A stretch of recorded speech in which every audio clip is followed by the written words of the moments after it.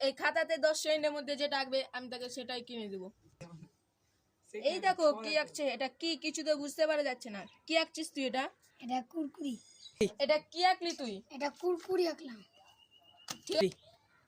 এই যখন একটা কুরকুরে গেছে তাহলে আমি আগে একটা কুরকুরি দিয়ে দিই। আমার ভাই আবার কি আঁকছে দেখা যাক তুই এখন কি আঁকে। কি লিখছিস তুই? এটা কেক। শর্ত হিসেবে আমি তাকে একটা 5 টাকাওয়ালা কেক দিলাম। আবার আমার ছোট ভাই কি আঁকে দেখা যাক।